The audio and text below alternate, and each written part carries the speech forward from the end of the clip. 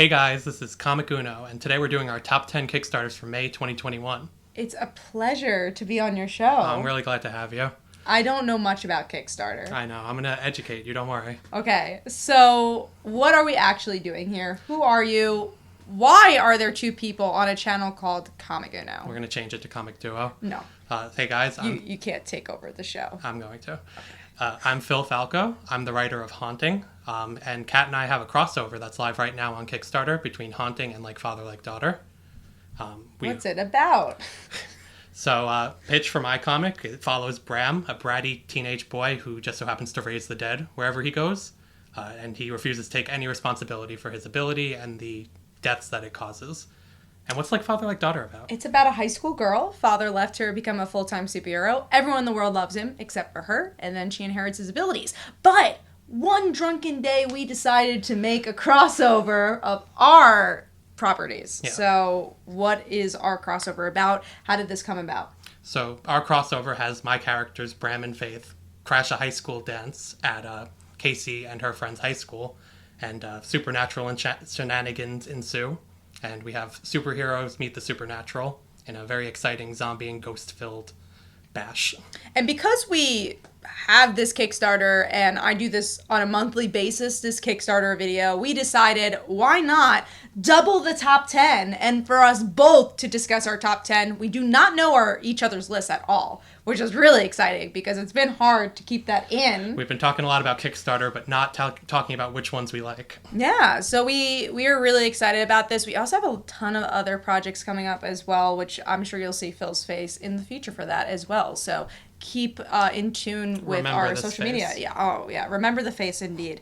But we are getting into some friends Kickstarters. Of course, you do not want to be biased on this video, so I do want to give a shout out though. So first up, we're going to talk about PBOW, which is World War Bitch, issue 1 through 2. Our good friend Clay, both our friend, is doing this one, and it's a Grindhouse kind of comedy action, and I kind of like the sarcasm of it all as well, and I'm really excited for this book. It's got great art. Looks like it'll be a lot of fun.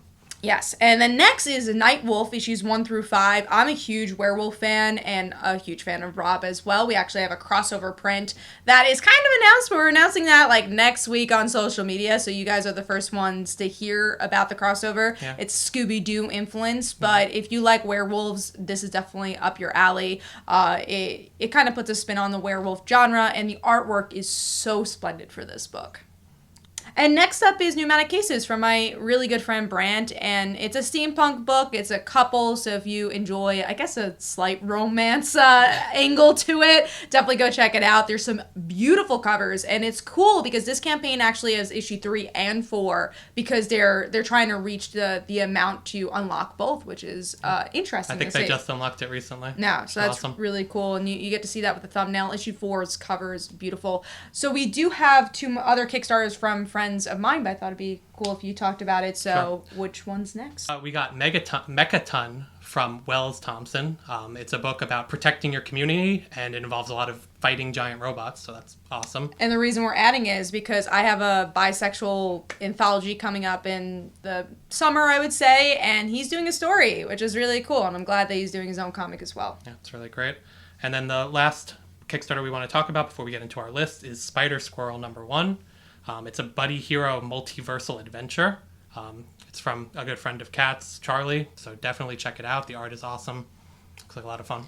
Yeah, and I think it's cool to see like the indie community come together, and he's going to have other indie heroes in there, and yeah, the whole book is about being fun. So I think that's cool. So those are all our friends. That's already a really long list. This is going to be a long video because we have both our top 10s, which I am really excited for because, again, I do not know his list at all. We have similar tastes in some regard. In some regard. In some regard. In you other would hope regards. so if we're doing a crossover together. I would hope. But then there's other regards that we don't have similar tastes, like Sarah Bareilles. You need to appreciate her more. Alrighty, you want to dive into 10? Yes. And you want to go first? Sure, it is my show. So number 10 is A Howl. So this is an anthology book about werewolves, and we were just discussing about Nightwolf. I particularly really like werewolves, especially if There's female werewolves, because you don't really get to see that often in that genre. And I'm guessing with an anthology like this, there's going to be a big mixture of diversity. So, I don't know. This seemed kind of interesting, and definitely go check it out. All the links for all these things we mentioned will be in the description below. Yeah, I saw Howl as well. I was really interested. It didn't make my list because there were so many great ones. Stop spoiling! Oh, I thought we want to spoil. No. Okay, well, I won't spoil again, but definitely really cool one. Almost made my list. I'm interested to see how different creators tackle werewolves. So what's your number 10? My number 10 is the 13th Labor. So everyone's familiar with Hercules' 12 labors. Now we're going to see his 13th labor, where he sent thousands of years into the future. I'm not familiar about Hercules. Oh, you're not? No. Okay, you should go read a book. I read books every week, guys. So, anyway. Comics. Anyway, it's always really cool to see comics take on modern takes on Greek mythology, and I thought this was a really cool twist, putting a sci-fi angle on it. The art is awesome. It's really stylized, very cool. Definitely worth checking out. All right, so we're moving on to number 9, which is, for me, the Complete Gaia, Gaia. What I thought was really cool about this is that both of us are kind of looking more into webcomics and webtoons in general. So with this one, it is a webcomic. They're collecting the whole webcomic, and I believe it's like a fantasy webcomic. But you also get behind the scenes of this book. So I thought that was a really cool, unique aspect of collecting, and if you want to learn more about webcomics, something you want to pick up. So that is my number 9. I really like the art on that one, too. My number 9 is Quicksand number 1. It's a sci-fi horror. It's about monsters suddenly coming out of the Egyptian desert, just coming out of the ground, killing a bunch of people, and then going back down. And then we follow a research team that goes to investigate and never comes back. I just thought it was a really cool hook. The monster design is really awesome, and it just looks like a lot of fun to jump onto. I love horror, as you might be able to tell from my comic series. You couldn't tell? No. Oh. You think that would come up while we were writing our crossover? You know, it never did. Now I kind of want to back out. So we're moving on to number 8, which is BrianBeLeafs 2021 season. So this boy here does not really like sports much, but I do like sports. And this has to do with the hockey season of the Leafs. So I thought that was really cool that they're like putting a comic together to talk about something more recent, which is modern 2021 season. And maybe like 10 years from now, it'd be a cool collection of like, oh, what did happen that season? What makes it unique? So I thought it was a really cool blending of genres in a way. We don't really get to see sports comics that often, especially from that angle. Yeah, I may not be a sports guy, but I appreciated the different aspect of it. My number 8 is Cuddles. It's a crime one-shot. It's about a... I like the name. You like the name? Mm-hmm. It's a cool name. It's about Cuddles, the main character. He's got a pretty cushy job collecting protection money for the mob, but his whole life falls apart when he finds out that the crime boss's son is stealing from him, and also that the FBI is hot on his tail. So, it's described as a story where he has to learn to do the right thing when he spent his entire life doing the opposite. I really like that one too because of the artwork for sure. I think the art was great. so good. And then also from the mob perspective of like royalty in a way of like, okay, a son taking over and what that means. It seems like there's a lot to explore, so definitely really interesting. And it's a one shot, which is really cool with Kickstarters because a lot of times either it's an issue 1 and they're expected to have more issues and you don't get more issues, or you have a continuous series or a mini series. You don't get one shots as often unless it's an anthology. Yeah. Our crossover is kind of a one-shot, guys. So. It is. So pick it up. It's new reader friendly. So number 7, we're moving on to mine, which is WOLA Volume 1. I have a feeling you might have this one on. What's it called? WOLA. WOLA. Oh, no. It's gay. Yeah, it was If cool. you guys don't know, we're both queer creators as well. So we'll be promoting that throughout Pride Month, which maybe we'll actually plug here. That'd be kind of cool in the end. We could plug the Pride Month stuff. So WOLA is about love and loss, and I think it takes place in like Hawaii. At least that's kind of what the vibe of the picture looked like. And it's a queer story, and I always want to celebrate that. And the animation / cartooning of it looked really good. Yeah, I really like the look of it. I wish I could have fit it onto my list, but there's a lot of great projects right now. My number 7 is The Crying Boy. It's described... Sounds like Bram. Yeah, it is. It's like Bram, the lead of Haunting. So The Crying Boy is a modern gothic supernatural horror story. It takes place in Queens, so right here in New York where we are. And it's about a mother... We're not in Queens, though. But we're not in Queens. We are in the city. We're in the city. So it follows a mother and a son who recently lost the husband of their family, and they moved to a new house where the son is possessed by a demon. So the mother has to overcome her depression and fear to save her son. And the thing I like about it, it just seems like, it seems like a classic horror story, the kind you would tell like on a schoolyard. And they have some really cool variant covers. I don't know what school you went to, but... You didn't hear horror stories on the schoolyard? No. That's why she's not writing horror stories right now. We just pushed each other. We did that too. They would scare you and then push you. Honestly, I want to meet these people. I'll introduce you. They seem like cool kids. Number 6 for me is Buddy issue 1. Me too. Wow. This is a first. The first Nexus. You want to go talk about it? Sure. I thought it was cool. It had to do with a dog. We don't really get to see a lot of like animal comics as often. Although Stray Dogs from Image Comics is coming out, and that's like kind of a Disney-fied horror type book. So that's kind of cool that we're seeing kind of a similar vibe here with Buddy and his interactions with other humans. Also, the artwork was really good, and I think it's hard to draw things in general, but animals, especially, and dogs, to make them look cute, but also in like a horror book, expressive. Yeah, I thought it was just a really cool concept. Yeah, it reminded me a lot of they compares it in the Kickstarter to Milo and Otis, which is great, and also reminded me of Courage the Cowardly Dog, a dog protecting. You really like your creepy. I do love it, but and I love Courage, but I just love the idea of a dog protecting its humans, and it seemed like a really good genre mesh. Like there's definitely some lighthearted aspects to it from the look, but it's also got some creepy aspects. And I really like the logo too. I hope you show that when you put the graphic up. We'll find out. We'll find out. Moving on to number 5, which is for me Cuddles. We already talked about it. Okay, you want to talk a little more, or do you already No, talk? I'm good. Okay. Yeah.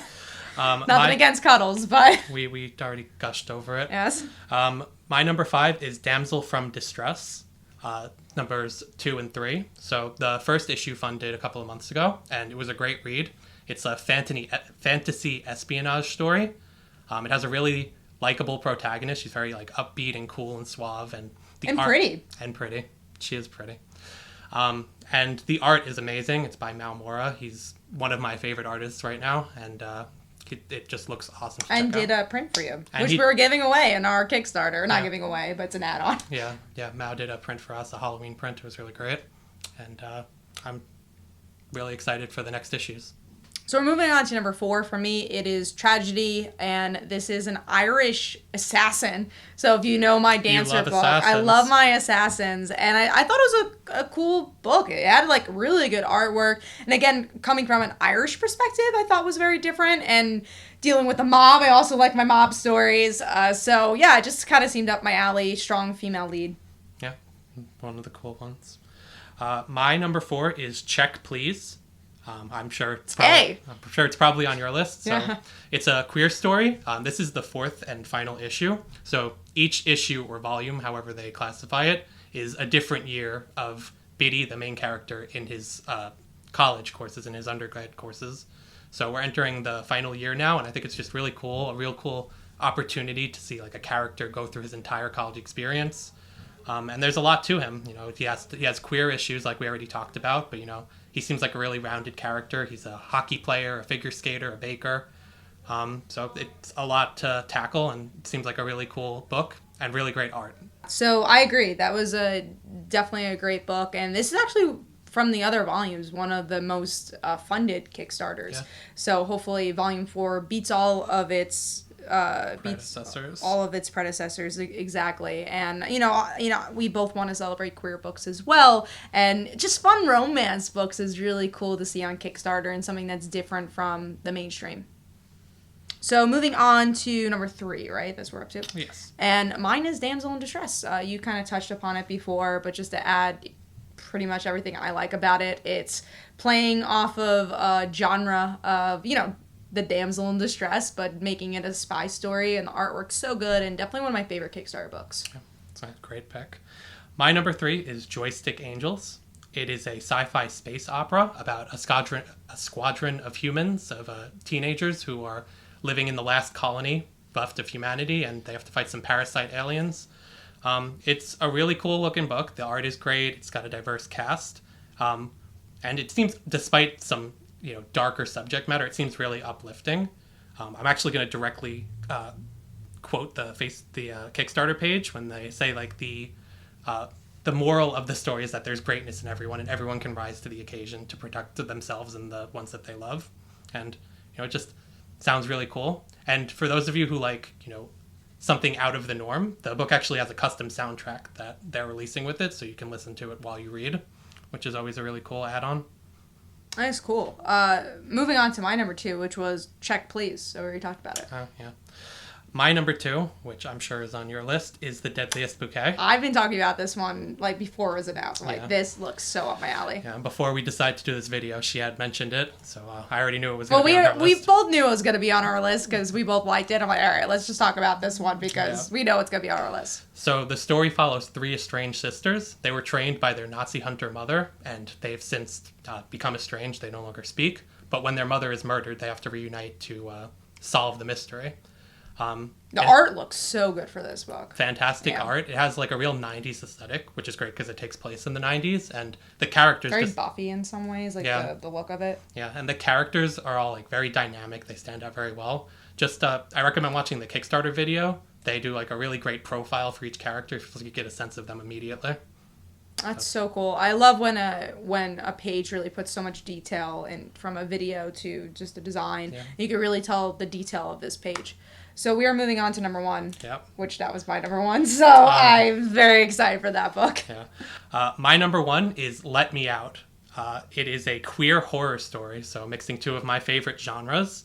It's about a group of 4 punk teenagers living in the 70s in a small town, and when a pastor's wife is murdered, they become the easy scapegoats for it.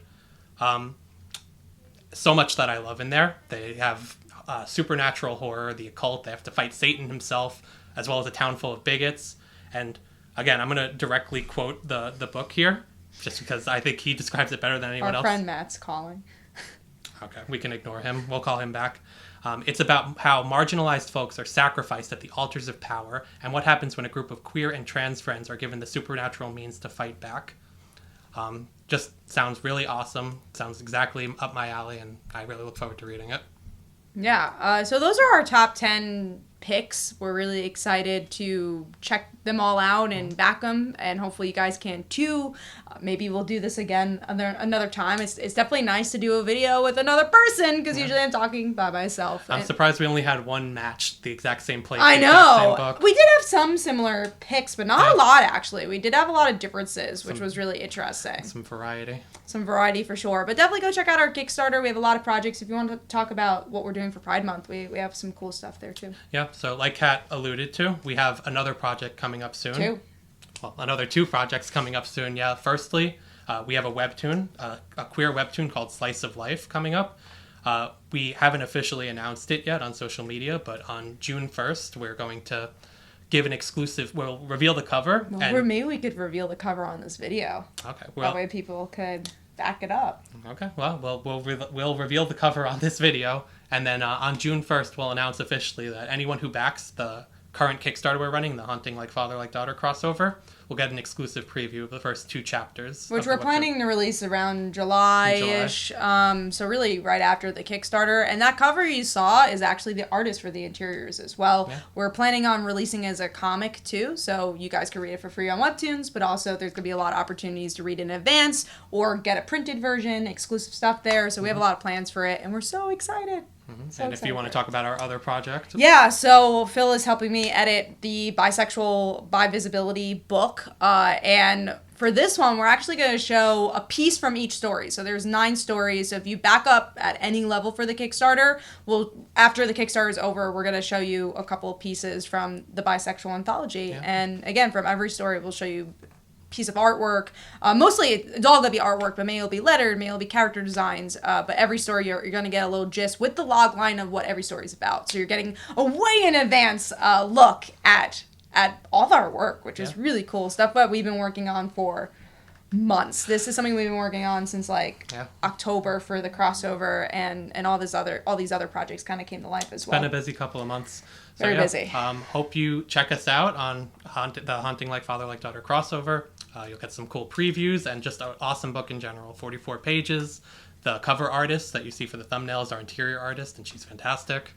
Definitely check us out. Yeah, thank you, guys. Definitely follow me on Twitter and Facebook. Go like this video, subscribe, comment. It really helps the channel. Go check Phil at Twitter as well. I'll have that all in the description below. So thank you, guys. This is Comic Uno, comic duo for this video.